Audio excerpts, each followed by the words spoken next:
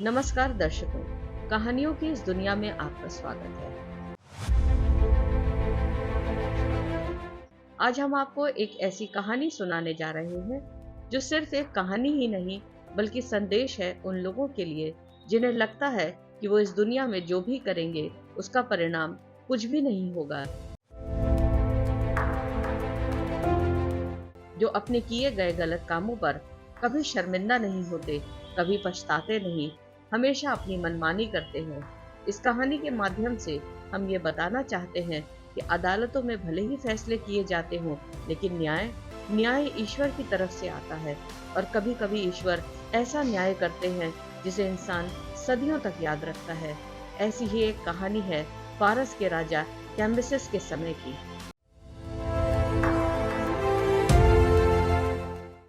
यह बात है 16वीं शताब्दी की, जब फारस पर कैम्बिसेस का राज था। उसके राज में सिस्मेनिस नाम का एक शाही न्यायाधीश था जो बहुत भ्रष्ट था और अपने न्याय के लिए लोगों से कीमत वसूल करता था। उसके बिके हुए न्याय से कई बार बेगुनाह लोग मारे गए और कई गुनहगार उसकी पनाह में फले फूले।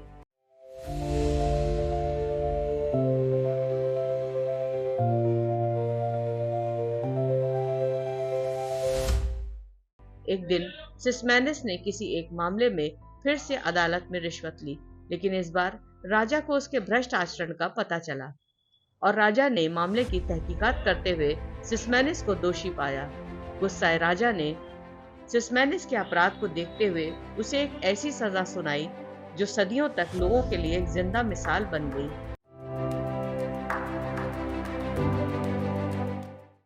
राजा ने आदेश दिया कि सिस्मेनिस की जीते जी उसकी खाल उसके शरीर से उतार ली जाए। राजा के हुक्म की तामीर हुई और सिस्मेनिस की खाल उसकी जीवित अवस्था में उतार ली गई। इसके बाद राजा ने आदेश दिया कि सिस्मेनिस की ये खाल उस कुर्सी पर जड़ी जाए जिस पर आने वाले न्यायाधीश बैठेंगे।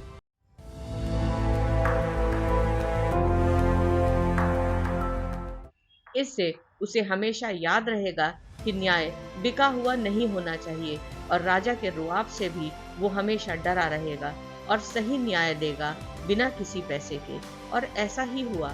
सिस्मेनिस की खाल से बनी उस कुर्सी पर उसके बाद जो भी न्यायाधीश उस पर बैठा वो हमेशा अपने आचरण के प्रति वफादार रहा और उसने सदा सही और निष्पक्ष न्याय किया।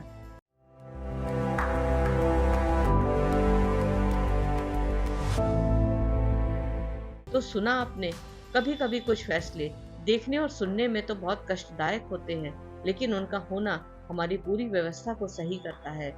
ऐसा ही एक फैसला हिंदुस्तान के निजाम नरेंद्र मोदी द्वारा भी लिया गया। वो है सीएए का फैसला।